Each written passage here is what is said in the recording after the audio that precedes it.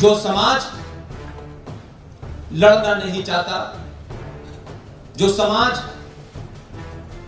किसी संकट को देख करके चादर में मुंह ढक लेता है, उन्हें जीने का अधिकार नहीं है। जिनके मंदिरों पे पेशाब की जा रही हो, जिनके घरों में मुसलमानों ने कब्जा कर लिया हो,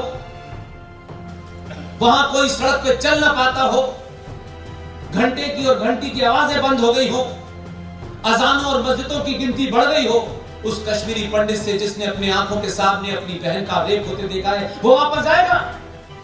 जिन्होंने मोहम्मद के दामाद को नमाज पढ़ते वक्त फजर की नमाज में गर्दन काटी हो, वो आपके भाई हो सकते हैं। जो अपने मोहम्मद के नहीं हुए, उसके दामाद के नहीं हुए, अपनी बेटी फातिमा के नहीं हुए, उनके नवाजों के नहीं हुए, आप उनसे कहते हैं हम भाई भाई हैं। वो आपके आईबी अफसर को 50 चाकू इसलिए नहीं मारते तो उसकी जान लेनी थी, वो इसलिए मारते हैं कि इन हिंदुओं की संतानों को पता चले कि आज भी हम दिल्ली में कमजोर हैं, तुम्हारा राजा आया हुआ है, तुम्हारा होम मिनिस्टर है, लेकिन हम दिल्ली में आईबी के अफसर को 50 चाकू मार के जान से मार सकते हैं। ये इसलिए है। और हम इतने बड़े मूर्ख हैं, कहते हैं कि ताजमहल प्यार की निशानी है। कहां देखा था प्यार? कहां पे देखा था कि ये प्यार की निशानी? अपने नैरेटिव को बदलिए।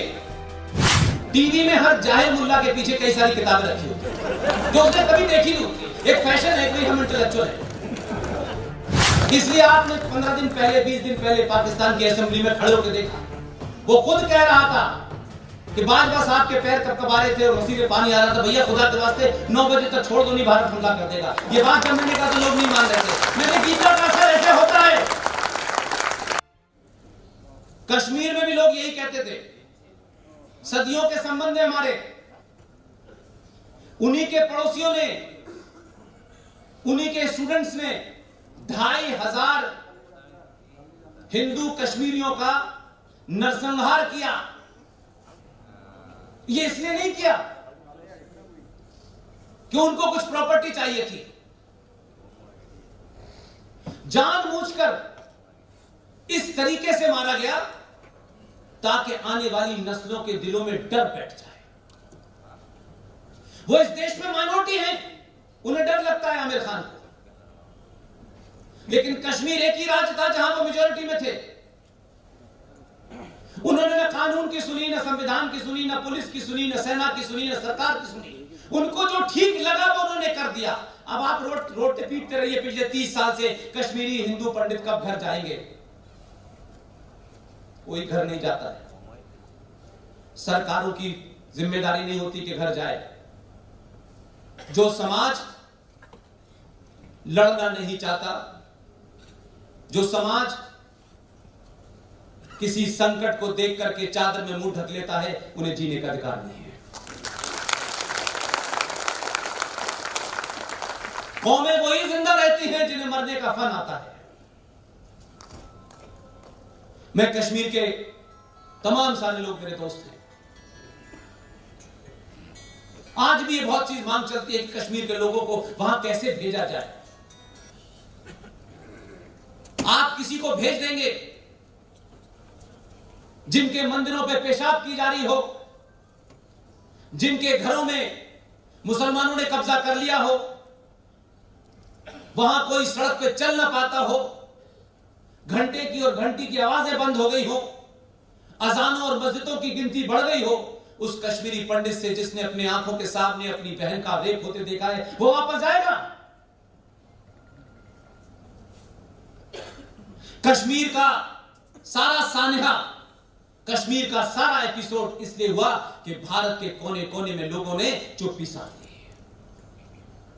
उनको पता नहीं था कि इस देश के अंदर, अपने ही देश में हजारों लाखों लोग बेघर हो गए। ये दुनिया का पहला ऐसा एक्सोडस था, ऐसा पलायन था कि आपके अपने ही देश के मूल निवासी पूरे देश में सर छुपाने के लिए भाग रहे थे। और पूरा देश, केरल का हिंदू, आसाम का हिंदू, बंगाल का हिंदू, मध्य प्रदेश का हिंदू, उसे पता ही नहीं हो गया है। उसने एक खबर पढ़ी, बात आगे बढ़ गया, क्या फर्क पड़ता है, कश्मीर में हो रहा है, ये आसाम में भी हो रहा है, ये बंगाल में भी हो रहा है, ये केरल में भी हो रहा है। 500 से ज्यादा कश्मीर इस देश में बन चुके हैं। सरकार नहीं उसको खत्म कर सकती। सरकार के अपने लिमिटेशंस होते हैं। जिस दिन ये समाज जाग जाएगा तब खत्म होगा। और जिस बर्बरकत की बात आप कर रहे हैं, जिस वहशी मजहब की आप बात कर रहे हैं, जरा उनकी इतिहास के 4 पन्ने पढ़ लें आप। जिन्होंने मोहम्मद के दामाद को नमाज पढ़ते वक्त फजर की नमाज में गर्दन काटी हो, वो आपके भाई हो सकते हैं। जो अपने मोहम्मद के नहीं हुए, उसके दामाद के नहीं हुए, अपनी बेटी फातिमा के नहीं हुए, उनके नवासों के नहीं हुए, आप उनसे कहते हैं हम भाई भाई हैं। आपसे बड़ा बेवकूफ कोई नहीं हो सकता। 1400 साल हो गए उनके दामाद अली को, उनकी बेटी फातिमा को, उनके नवासों को जिन्होंने मारा, वो एक नहीं हो पाए शिया सुन्नी, आप हो जाएंगे। इस्लाम की उत्पत्ति तो उसी में आई थी जो कुरान मजीद के सूरा नंबर 109 और आयत नंबर 5 में लिखी हुई है। आप उसे भी नहीं पढ़ना चाहते। जब तक आप इस लड़ाई को यहां ठीक नहीं करेंगे, आपके हाथ में AK-47 भी आ जाए, आप कुछ नहीं कर सकते। लड़ाई पहले यहां जीती जाती है। सिग्नेचर और कानून बनाने से कुछ फर्क नहीं पड़ने वाला। मैंने सुना है 2 करोड़ साइन उन्होंने करा लिए हैं दिल्ली में। अगर इतने ही साइन थे तो सरकार बन चुकी होती उनकी। ये साइन दिल बहलाने के लिए गालिब ये ख्याल अच्छा है। पेन बंद कर दीजिए। बहुत लिख लिया, बहुत तर्क कर लिया आप लोगों ने। तर्क उनके सामने किया जाता है जो पढ़े लिखे समझदार लोग हैं। मूर्खों के सामने आप तर्क करते हैं, वो उठते हैं और पूरा बंगलौर जला देते हैं। वो दिल्ली में आग लगा देते हैं। वो आपके आईबी अफसर को 50 चाकू इसलिए नहीं मारते कि उसकी जान लेनी थी। वो इसलिए मारते हैं कि इन हिंदुओं की संतानों को पता चले कि आज भी हम दिल्ली में कमजोर हैं। तुम्हारा राजा आया हुआ है, तुम्हारा होम मिनिस्टर है, लेकिन हम दिल्ली में आईबी के अफसर को 50 चाकू मार के जान से मार सकते हैं। ये इसलिए है। जिस तेजी के साथ सरकार के साथ समाज को बदलना चाहिए, उसमें बहुत स्लो स्पीड है। यह मौका किसी और कौम को मिला होता तो कुछ और हाल हो जाता। इसलिए अपने बाजुओं के ऊपर यकीन कीजिए, अपने इतिहास पे यकीन कीजिए। जो इतिहास गलत पढ़ा है उसको सही पढ़ लीजिए। जब थोड़ा थोड़ा इतिहास समझ में आया तो आपको लगा कि असली जड़ कुछ और है। कानून बनते हैं, बिगड़ते हैं। जो कानून आज बनाए हो सकता है 20 साल के बाद शायद बदल जाए, लेकिन कुछ काम ऐसे होते हैं जो हजारों साल तक चलते हैं, जिससे मेरी और आपकी और इस समाज की और सनातन की पहचान का पता चलता है कि हम हैं कौन और कौन थे। इसलिए शादी के बाद जितने भी युवा हैं, और जहां तक मेरी आवाज जा रही है, ठीक ठाक शादी अपनी पसंद की लड़की से करें। लड़की अच्छे खासे ठीक ठाक पसंद के लड़के से शादी करे, अच्छी बात है। लेकिन मुझे बताओ, शादी करके पहला दौरा आगरा में ताजमहल के सामने फोटो खिंचाने का क्यों है? ये कब्र बनानी है क्या? अच्छी खासी बीवी को ले जाके बताते हो तुम्हारे लिए भी बनवाऊंगा, वो बेचारी पहले दिन से डर जाती। और हम इतने बड़े मूर्ख है, कहते हैं कि ताजमहल प्यार की निशानी है। कहां देखा था प्यार? कहां पे देखा था ये प्यार की निशानी? अपने नैरेटिव को बदलिए। अगर दुनिया में कोई पति पत्नी के बीच के प्यार को दर्शाने वाली कोई चीज है तो राम सेतु को जाके देखिए।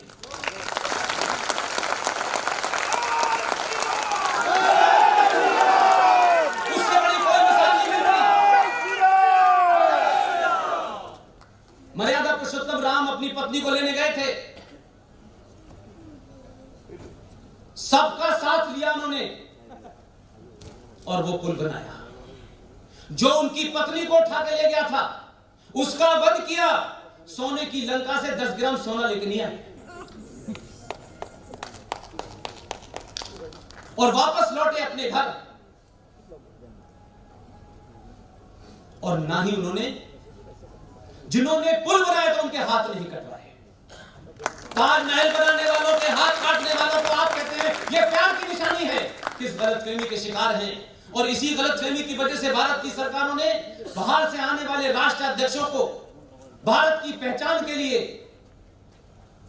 ताजमहल देना शुरू कर दिया। पिछले 70 साल से एक रस्म थी, ये ताजमहल ले जाइए, ये हमारी पहचान, ये हमारी, हम खुद ही ये मानते थे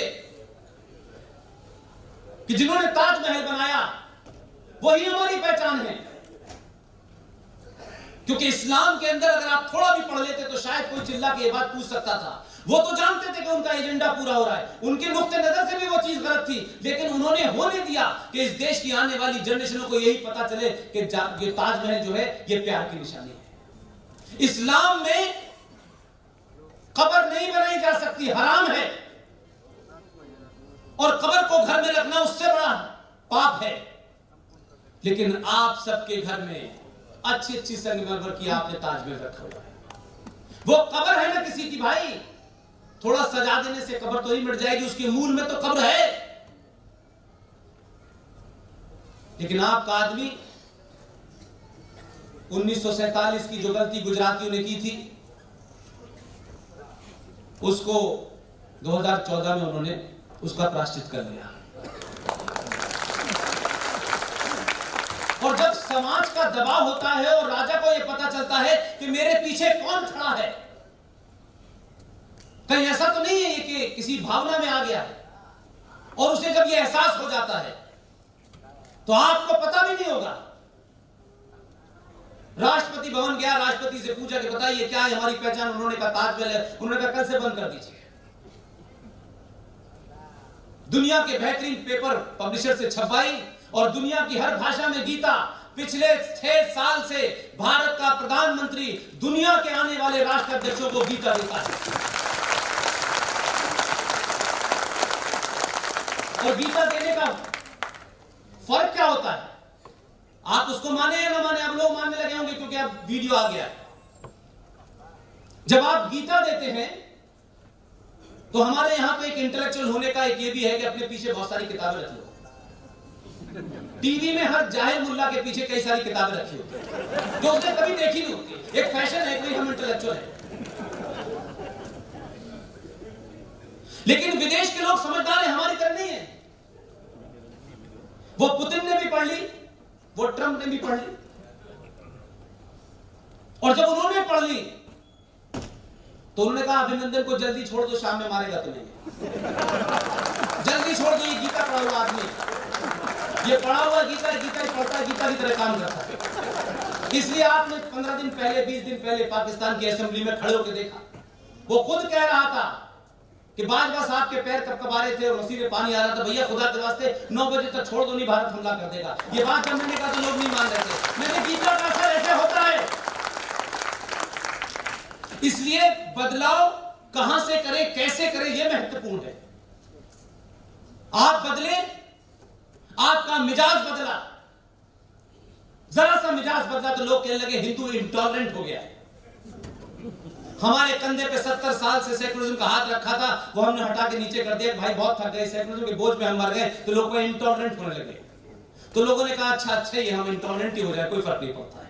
जिस दिन आपने ये कहना शुरू किया उस दिन क्या हुआ कि अब आप सवाल पूछ रहे हैं। हैदराबाद में वो पूछता था कि भगवान राम की मां कहां गई थी। आपने सवाल पूछा मोहम्मद साहब की कितनी शादियां थी, तीसरी शादी वाली लड़की की उम्र कितनी, बताओ अली के मारने वाले कौन थे, फातिमा को किसने मारा था, नवासों को किसने मारा था, करबला के मैदान में तुम्हें कौन बचाने गया था। जब आपने ये सवाल पूछना शुरू कर दिए तो वो आजकल मैंने देखा है कई मौलवी आ रहे हैं, वो सनातन की परिभाषा आपको समझा रहे हैं। आप बदल जाएंगे जिस दिन, दुनिया आपकी सुनने लगेगी। ऐसे नहीं पूरे दुनिया में आपका डंका पिट रहा कि कोई एक प्रधानमंत्री बन गया डंका पिट रहा है। तो बात अलग है कि गुजरात का आदमी है, व्यापारी है, जानता है क्या बेचना है। उसने जिस तरीके से ब्रांडिंग आज आपकी की है, इसलिए जब धारा 370 हटी तो पूरी दुनिया में खामोशी छाई हुई थी।